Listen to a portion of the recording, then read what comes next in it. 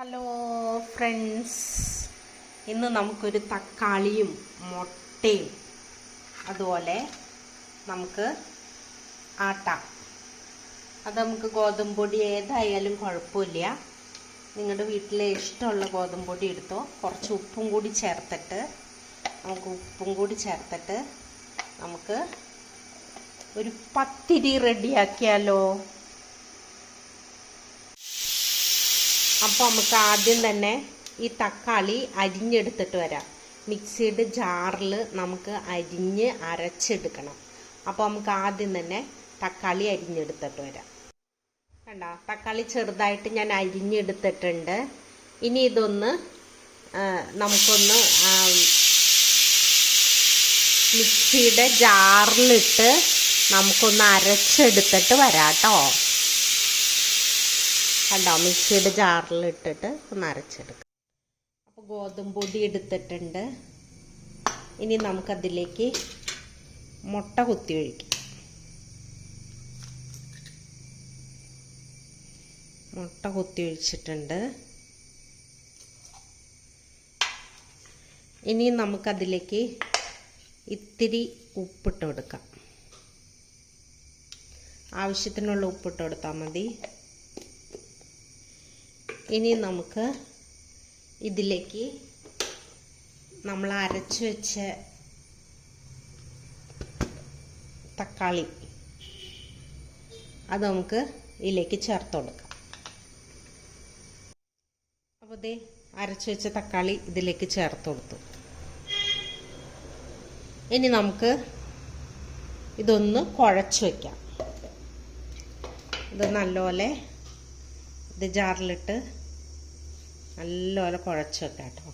ഇനി കുഴച്ചെടുത്തിട്ട് വരാം. ഞാനിത് കുഴച്ചെടുക്കണ്ട്.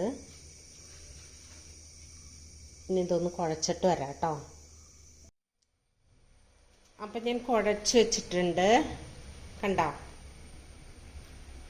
ഇനി അരമണിക്കൂർ കഴിയുമ്പോൾ നമുക്ക് ചുടാം. അപ്പോൾ അവിടെ ഇരിക്കട്ടെ. അരമണിക്കൂർ കഴിഞ്ഞ് നമുക്ക് പത്തിരി ചുട്ട് നോക്കാം.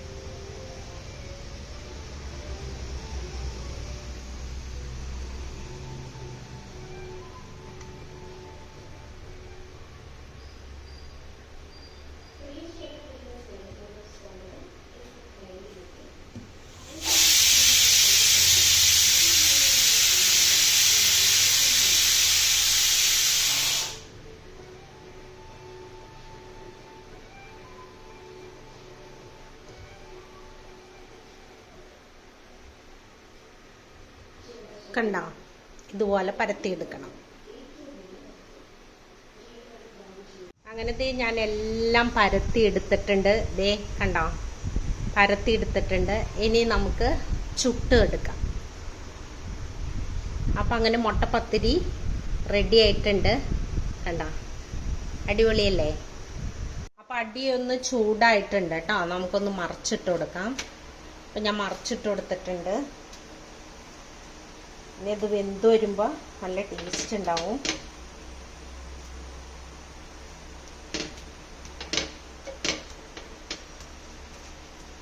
നല്ല അടിപൊളിയായിട്ടിരിക്കും. നമുക്കതിൻ്റെ പുറത്ത് ഇച്ചിരി നെയ്യും കൂടി തൂക്കി കൊടുക്കാം. പത്തിരി അങ്ങനെയല്ലേ. ഇച്ചിരി നെയ്യ് തേച്ച് കൊടുത്തിട്ടുണ്ട്.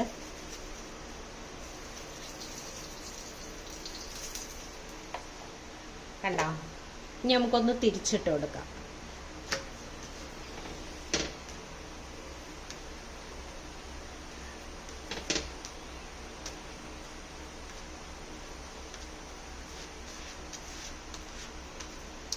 അവിടെ ഇച്ചിരി ഒന്ന് നെയ്യ് തൂത്ത് കൊടുക്കാം. ഇപ്പുറം മറിച്ചിട്ടോടെ ഒന്ന് ഒത്തിരി ഒന്നും തൂത്ത് കൊടുക്കണ്ട, ചെറുതായിട്ട് തൂത്ത് കൊടുത്താൽ മതി.